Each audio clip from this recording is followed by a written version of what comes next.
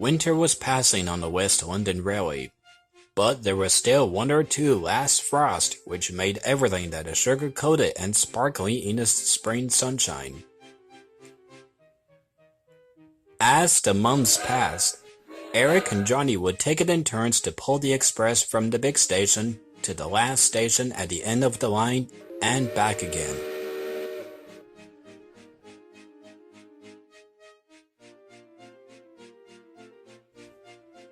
Each morning, Chad and Jackaroo took it in turns to bring the stone cars from the quarry.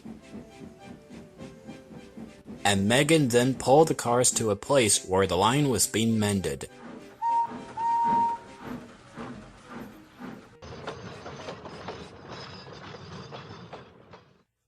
One morning, Chad was uncoupled and ran ahead into a short siding to let Megan take his place at the front of the freight cars. But hard frost had made the rails icy.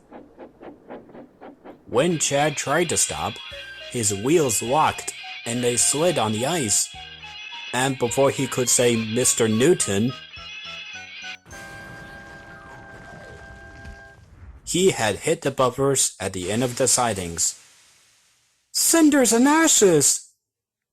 The buffers stopped him. That was what they were for, but they were badly damaged. Chad was lucky that he wasn't hurt at all. He was just embarrassed. Come on, let's get you back to the shed. When Chad returned to the yard, the other engines teased him. I think you should go skating championships. That will be fun for a nice surprise. That will be better than the bash, you know. Oh dear. It looks like Mr. Clinton will be so cross with you for not being real useful to learn how to be careful with buffers, Chad. Of course, it would happen on the branch line sometimes. Rubbish! It could happen to anyone. Chad's right. Accidents happen sometimes, Megan. I'm sure you must know that by now. That may be so, Jackaroo. But to me, I know better than to do something so careless. Because if I came across the buffers, I only had to stop safely a few inches from it. Except when you pushed the freight cars into the buffers once. The other engines laughed, while Megan blushed in embarrassment. Chad, on the other hand, was worried Mr. Newton might say about his accident. But the laughing soon stopped when Mr. Newton arrived. He wasn't cross with Chad. He knew it hadn't really been his fault, but he warned him to be more careful. You must take extra care and be alert about things around you. Next time, it could be far more serious. Yes, sir. The next day, the men were set to mend the buffers. At last, Megan's repair work on the line was ending. Tomorrow's train, Jackaroo, will be the last for the time being. As I also said to Chad, you must be careful, take extra care, and be aware of your surroundings. Yes, sir. Understood, sir. The next day, Jackaroo drew his loaded cars to a hole in the sidings. Megan was there waiting. Here you go, Megan. So what are you gonna do now this job is finishing? Well, I was hoping I'll be more than happy to pull passenger trains. I'm just glad this job is over now that I won't have to deal with freight cars being troublesome anymore. Don't worry, today is the last one. You can take the cars, and I'll go ahead to get your coaches ready. Thank you, Jackaroo. That was kind of you. Jackaroo's fireman uncoupled the freight cars and climbed back into the cab.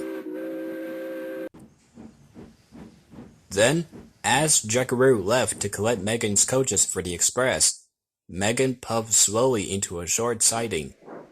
She wasn't thinking about the freight cars. She was thinking about the buffers. At the end of the siding, the men who had been mending the buffers were standing to one side. They had paint pots beside them and had just finished painting the buffer beam bright red. Megan thought it looked very smart, just like her paintwork. Looks so much better than before. The engines are being silly. They should have known better than to bash into a stunt like that. I will go easy on the buffers right here, and then I shall stop at an inch from it. Like this!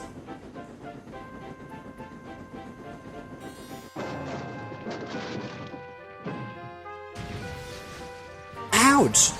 That hurt!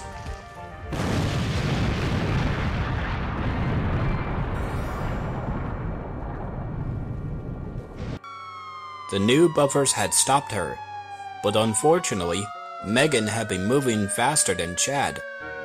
She was in a terrible mess. Her front was badly bent, and she was smeared with bright red paint, which hadn't had time to dry. You silly great engine! 3 days' work, and in 3 seconds you come to smash it all into pieces! Soon Johnny came along to pull Megan back on the rails. The strong cable were fastened between the two engines. Megan was heavy, but Johnny soon managed to pull her back to safety.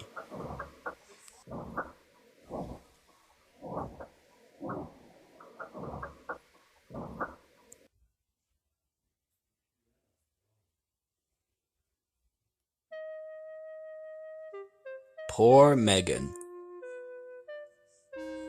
When she got back to the shed, Mr. Newton spoke sternly to her about engines not taking care in sidings, and the red paint on Megan's nose was left as a reminder.